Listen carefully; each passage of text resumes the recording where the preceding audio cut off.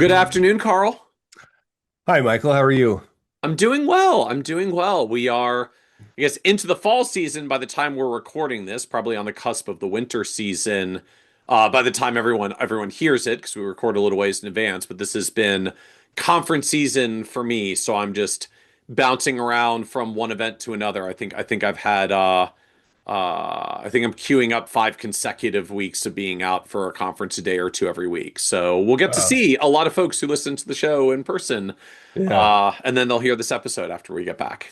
yeah, that has been fun this year. Lots of really great FPA chapters and XYPN was fun, and yeah, it's been great this year.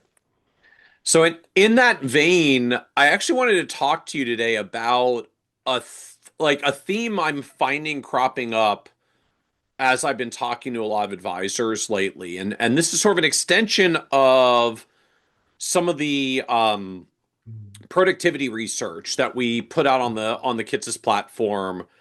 I guess what would have been end of last year, early this year. We did a bunch of research looking from just a pure perspective of revenue productivity, right? Like how much revenue can a financial advisor be effectively responsible for?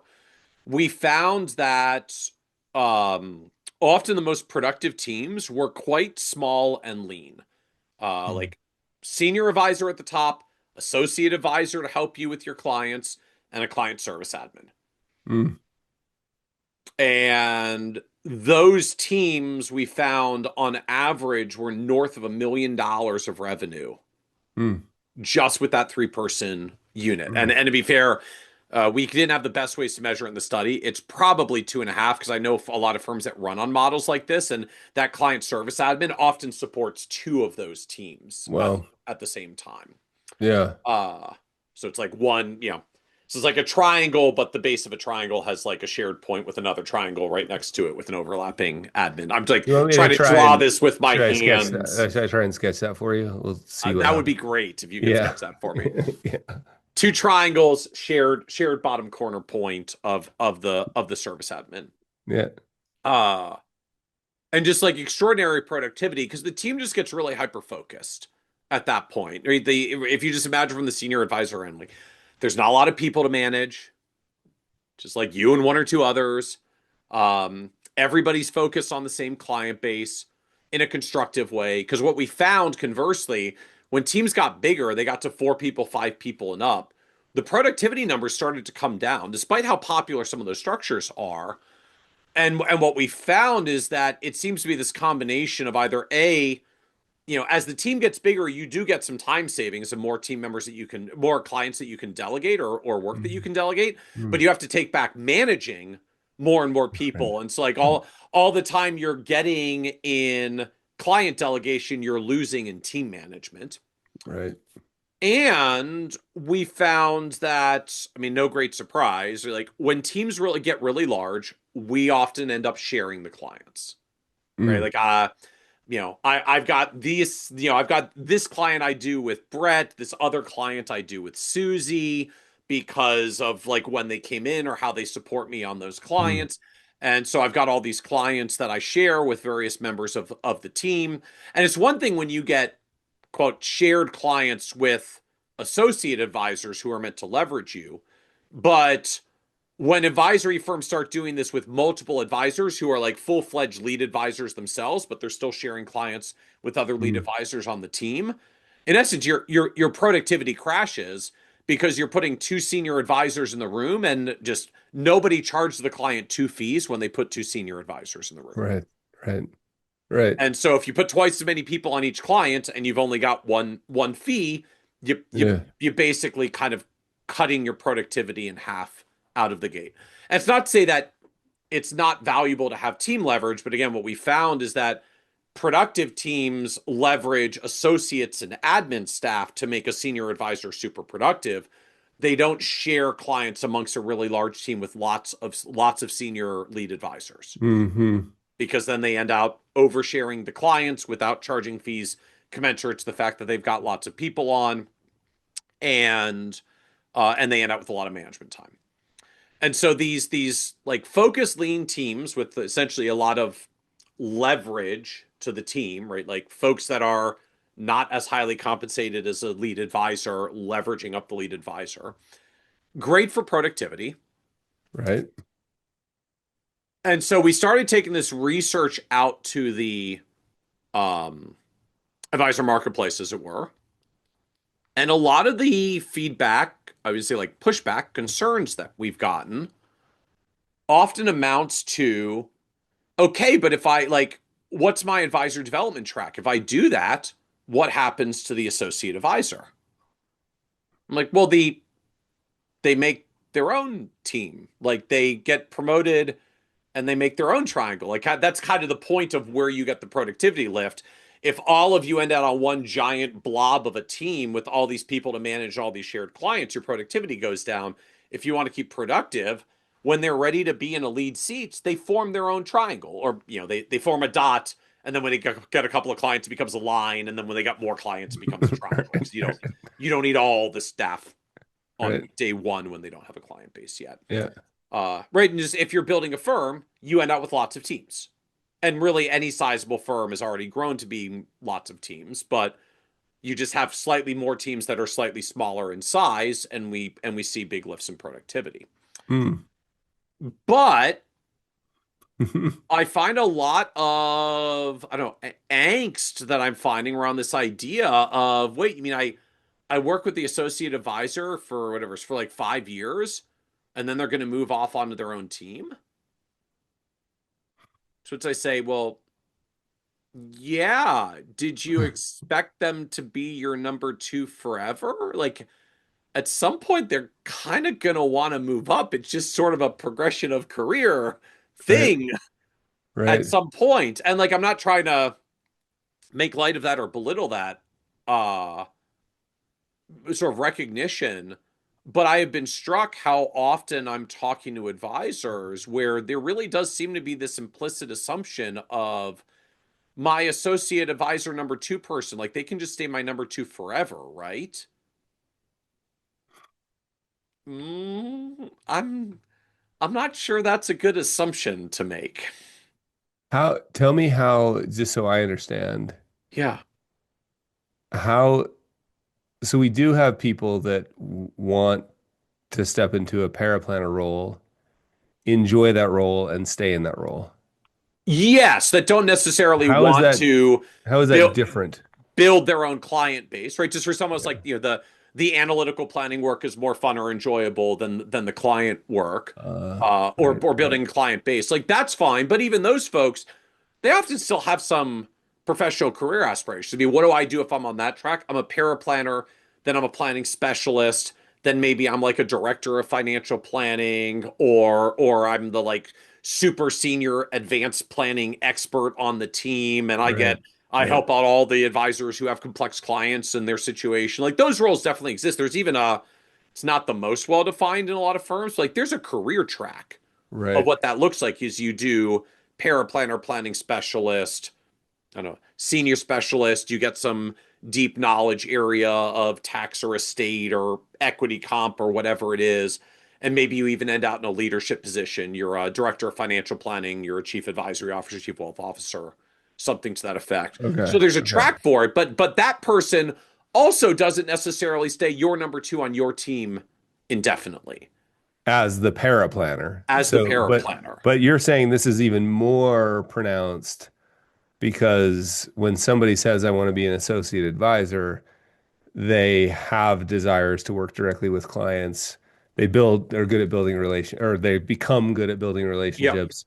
And the next logical step is, hey, I should have my own set of clients. And then you either mm-hmm. get into this shared client problem you talked about, or Correct. they move, not necessarily leave the firm, but they move to a spot where they have their own set of clients. Correct. I mean, ideally within the firm, right? If I'm Right, an right. owner, partner, equity, But uh, I, let I me want ask to do you, that. when if that opportunity doesn't exist within the firm, is that where we sometimes get this flight Oh, problem? oh, absolutely. I mean, Yeah.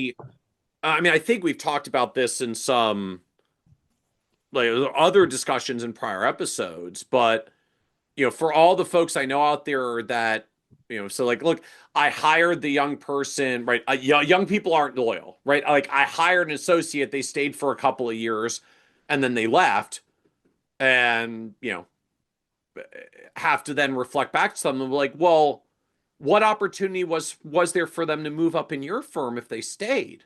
So Yeah. like, well, they could have gotten their own clients and worked under their firm. Like, well, if they get their own clients, they can just hang their own shingle. Like Right.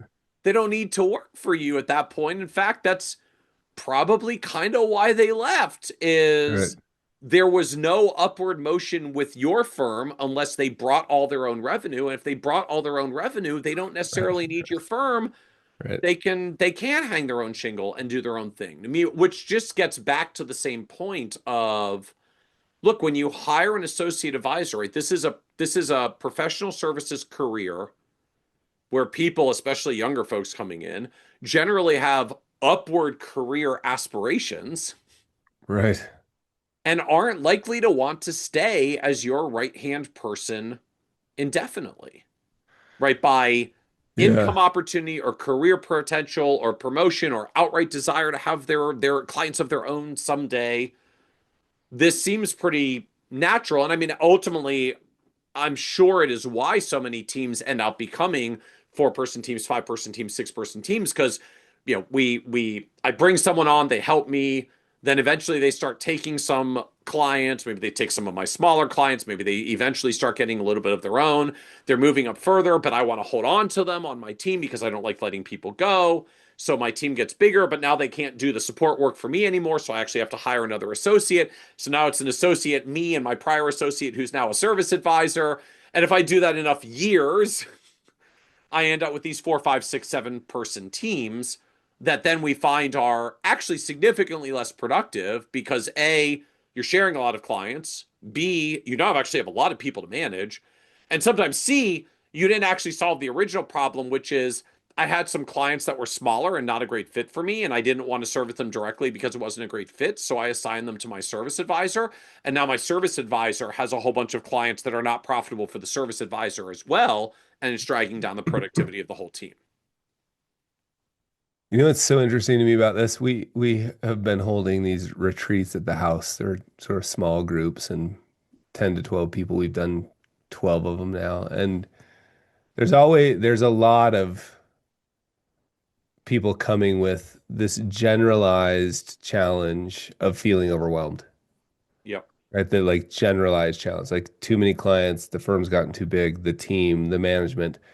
And so I have this deep appreciation for people who do this successfully because man, it's confusing. Like I can feel my head hurting.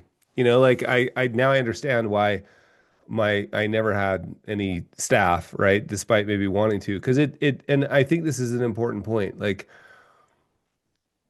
lean into the problems that you Yep. uh, be aware and honest about the problems that you're solving Yep. because there are, and I've met so many advisors, right, that run small, mid-size, and large firms that are really good at this. Like really good at sorting out, but just don't underestimate the agency problem, right? The management, you're trading, the opportunities for growth and maybe and or impact. You want more growth, more impact. Yep. It doesn't come for free. Yep.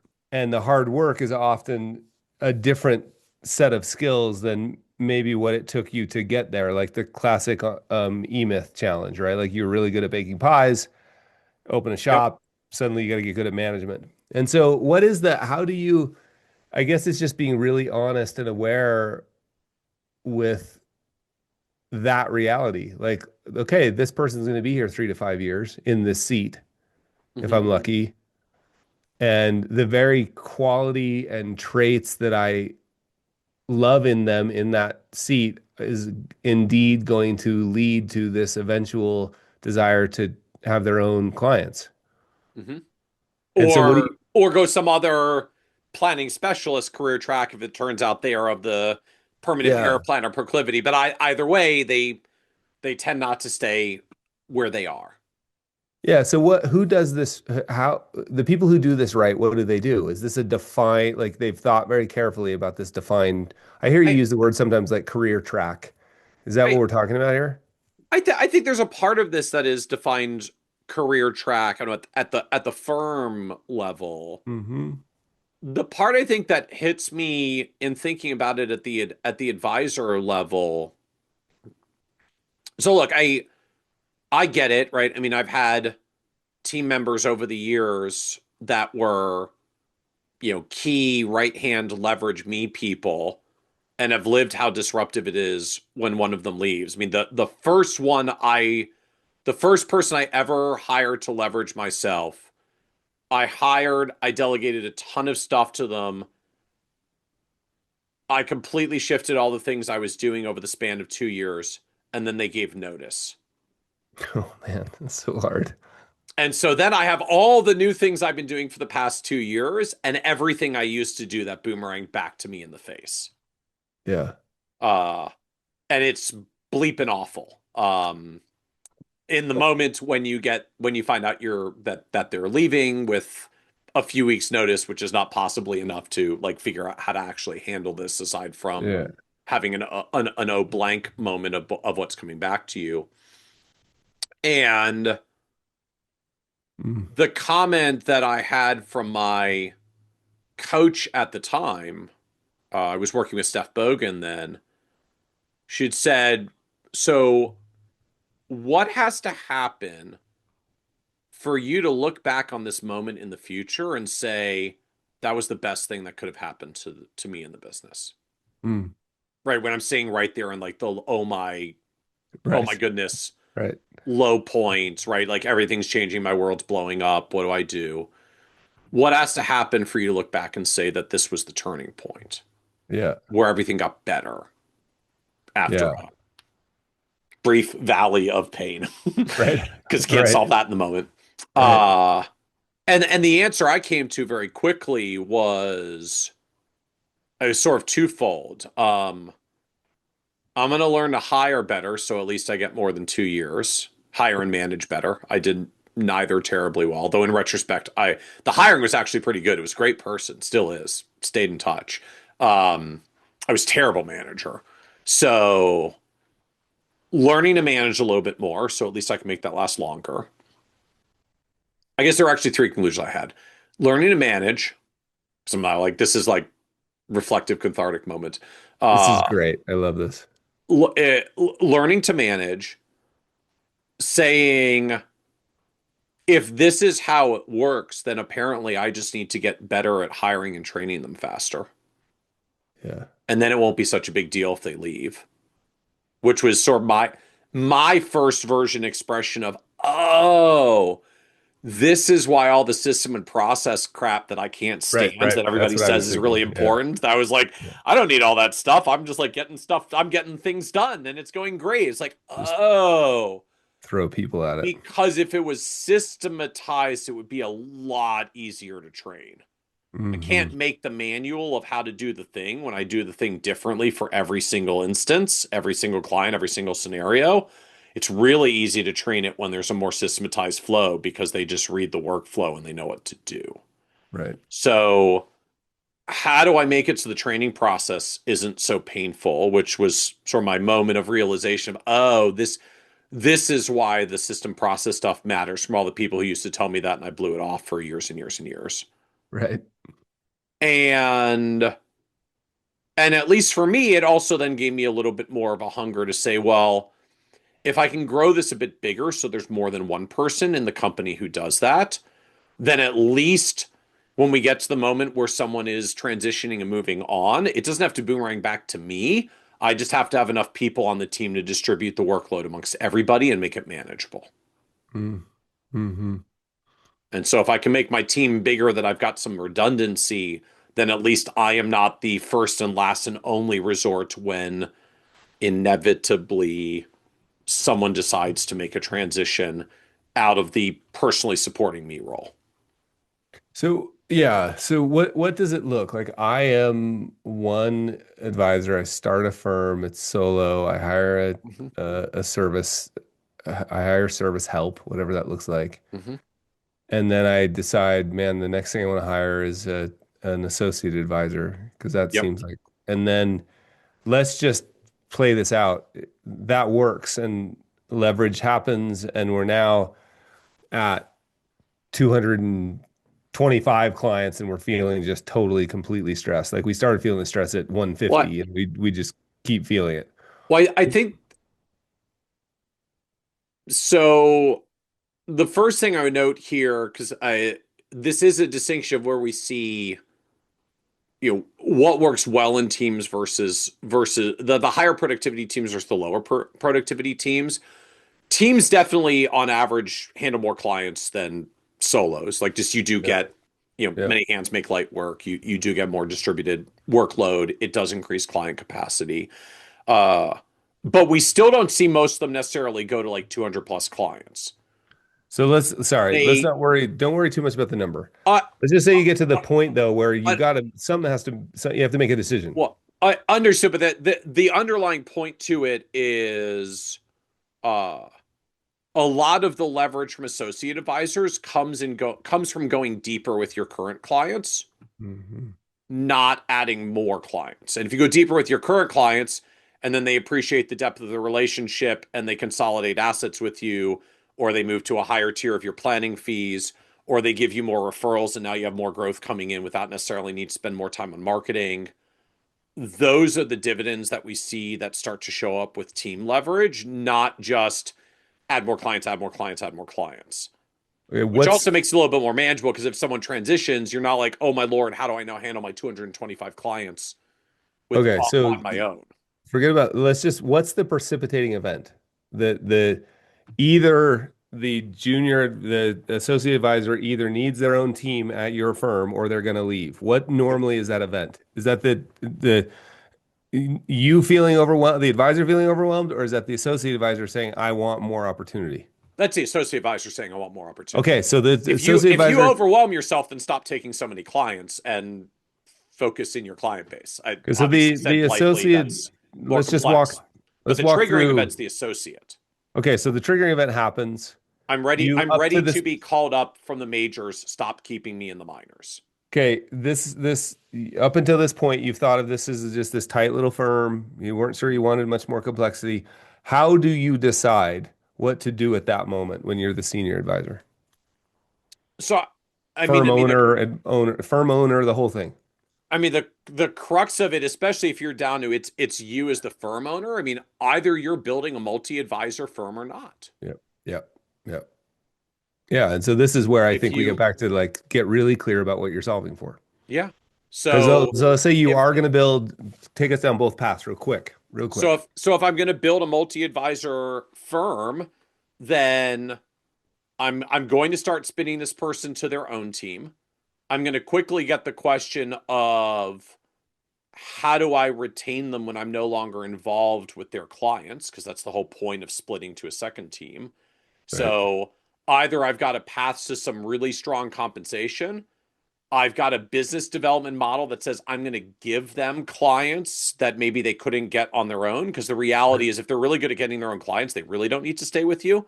If they get clients from you, at least then they have a reason to stick around and you can reasonably have some employment contracts that make it a little bit harder for them to leave and take clients. Uh, or if they're growing it with you and they're bringing on clients, like those people are called partners. And right, you're trying to plan a path to equity because I want my associate advisor to run their own team, bring in all the revenue, but not own the equity. right. Just does not tend to be a formula for success. At some point, they're going to figure out that if they can bring in their own clients and build equity, it is more effective for them to build their own equity than to build your equity if they do not participate in said equity. Totally. So, Okay. um, so Take from us the down the other path too. so yeah, so from the firm end, like when I'm hitting that crossroads, either the firm truly brings enough to the table that they would continue to be employees earning salary and bonus and whatever structure it is. And to be fair, there's some firms like that. There's some very large firms like that in the industry. They provide enough clients and resources to keep people on board, or you need to share the equity in them, particularly if they're driving most of the growth themselves. because your equity needs to at least be as appealing as the equity they would have across the street in their own shop.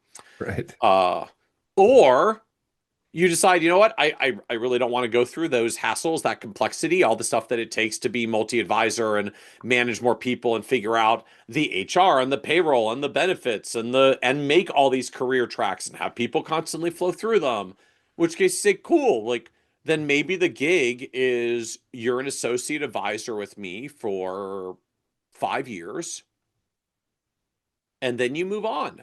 And I'm just going to plan that you're going to move on. In fact, my Mhm. standard gig is when you hit your fourth year, I ask you to start writing a bunch of system and process of your own role to teach your successor. Because I'm assuming you're going to leave soon, and I would just like you to leave it better than it was when you found it. So please build some system and process to at least make the handoff to your successor smoother than what you went through when I had to train you when I didn't have any time to do so. And to be clear, move on means leave the firm at this at Yeah.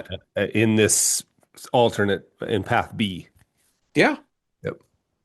How early on would you be if like let's say you've already set that as a constraint?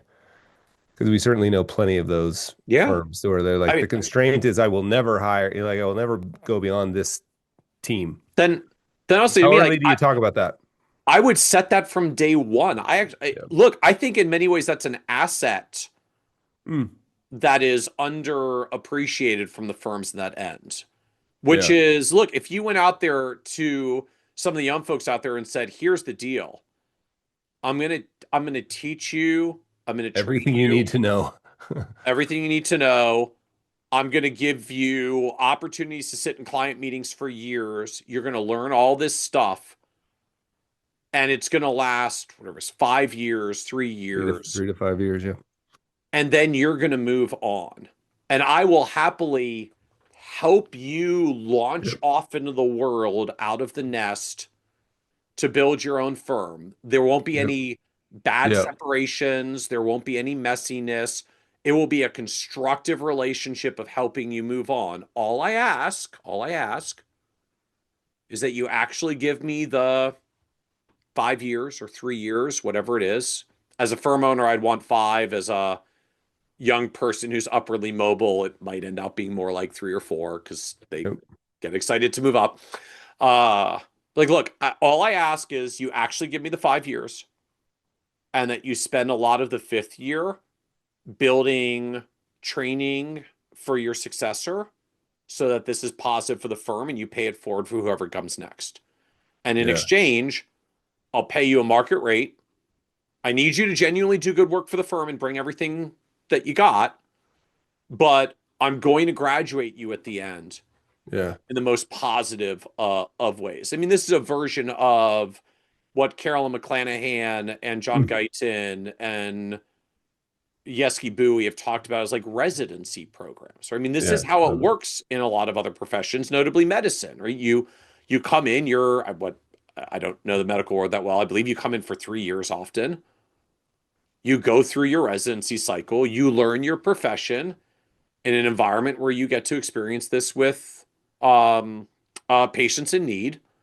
And then you move on to what your actual medical career is going to be for the rest of your time Yeah. going forward. Yeah. And No, every now and then someone stays at the hospital that they did their residency in, and often they move on. And that's okay. yeah. That's part of the system because if you know that going in, you simply build the work and the tasks to be meaningful and valuable for the person who's there for that time period.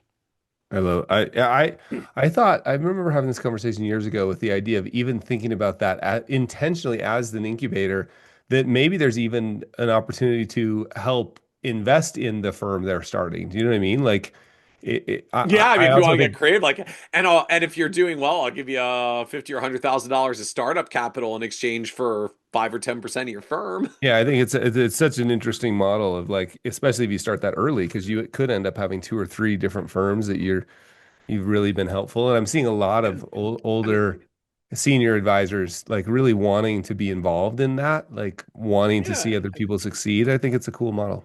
I But mean, at look, the what very if? least, being very open about it, right? What if I came in and said, "Hey, look, here's the deal. In the fifth year, the first 6 months of the fifth year, I need you to start building some training materials for your successor.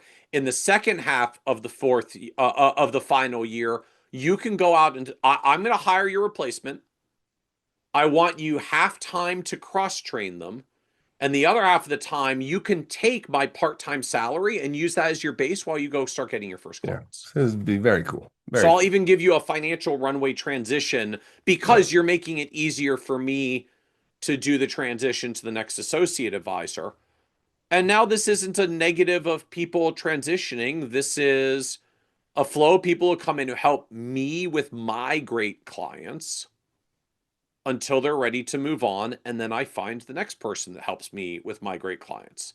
And then Yeah. I don't have to manage multi advisor teams and deal with the turnover and all the other challenges I find come to a lot of firms that didn't really want to actually build in this direction. And if you do Totally. in your firm, because some firms are doing this at very large size, you're spinning up new teams. I mean, almost all firms I find get to some point where they spin up new teams anyways because it just gets unmanageably large. Yeah. So, in essence, all our research shows is spin off the new teams faster. Yeah. Spin Love that. off the new teams faster. Yeah, that's And really as long as helpful. there's an associate, there's someone to backstop the advisor, and you've Love got a that. coherent team. Yeah, I find it's always interesting to me in all these discussions that there is no right, like it's okay to build what you want to build. Yeah. Just be aware and both eyes open about what problems you're solving and what you're going to end up doing, and it's okay to say I don't like any of this. I'm never hiring anyone. Fine. I want to build a multi-firm. I want to build a big firm. Fine. Like those are all okay. Just remember that all of these firms are lifestyle firms.